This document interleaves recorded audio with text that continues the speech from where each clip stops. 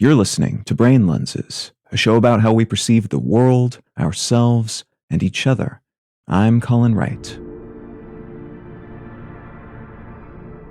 A conspiracy theory that spread across online message boards in the mid-2010s and into the early 2020s posits that the internet is now primarily the realm of automated messages and bots, and humans have consequently been elbowed out of the conversation. This dead internet theory is varied in its specifics, as conspiracy theories tend to be, and it's not always intended by those spreading it to be believed in its entirety. That said, the current version of this concept claims that sometime around 2016, large language model-based generative artificial intelligence systems, like those that power ChatGPT and DALL-E, got good enough that tech companies and governments could essentially fill up the web, including the majority of its pages and social networks and forums, with text and images and videos created artificially. The content is, depending on who you listen to, either aligned with the big picture goals of these entities or meant to just garble the conversation so badly that real-deal humans cannot communicate with each other and cross-pollinate the way they once did. Live conversation on the internet is purportedly generated on the fly by chatbots, capable of endlessly spouting nonsense and sparking arguments on any topic that might serve their makers' or handlers' goals.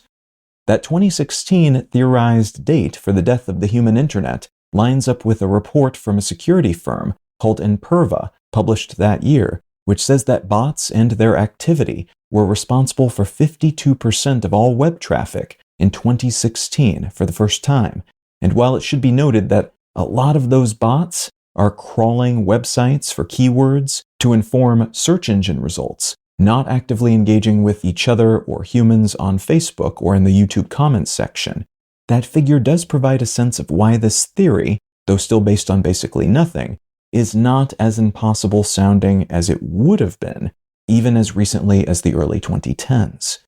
This concept is further boosted by revelations that a lot of social media traffic, likes and follows and such, is automated by bots and humans running bot-like systems optimized to mess with ad revenue data, promote all sorts of businesses and scams, or to provide a paid service to clients who want to juice their apparent notoriety by buying followers.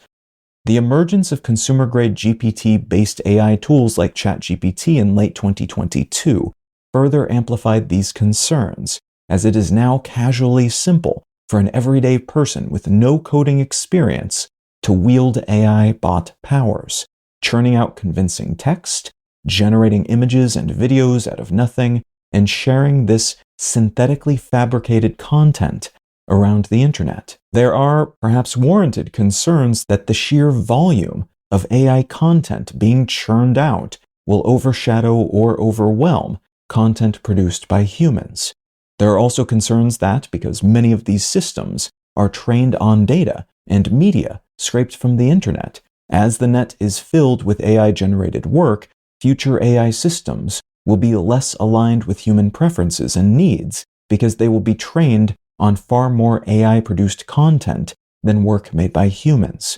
But there are also worries that this deluge of content might make these channels unusable, as while some AI products are undeniably impressive or entertaining or otherwise valuable, a potentially infinite quantity of anything can smother non-infinite versions of the same. So conversations with fellow humans on such channels could become rarer, AI making up the vast majority of potential conversation partners. Again, there's no reason to believe this theory or any of its associated theories are based on anything other than, at times entertaining, speculation, but the concerns informing it are predicated on genuine problems that seem to be playing out faster than folks a handful of years ago might have expected, and that means our communication channels may become less reliable until we can figure out a means of confidently filtering human signal from AI noise within this new paradigm. You can find out more about Brain Lenses, including how to support this show, and in return receive an additional episode of the show each week at brainlenses.com. You can also support this and all of my projects at understandery.com. I'm Colin Wright. and I'll talk to you again next week.